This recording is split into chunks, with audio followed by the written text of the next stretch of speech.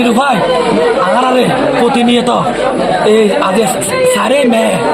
তাই বললাম শিকার ঘটনা ধরি এনে জয় বাংলা ঘটনা ধরি এই ধর বিষয়ে আগারে প্রতিনিয়ত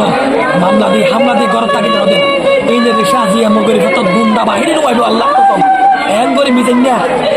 সেক্রেটারি বাবুল্লা হাঙ্কির ইতে আজীবন মেল ফলাই দে বাবুল্লাই তো বলে বিএমপি খালি রাখি দুটা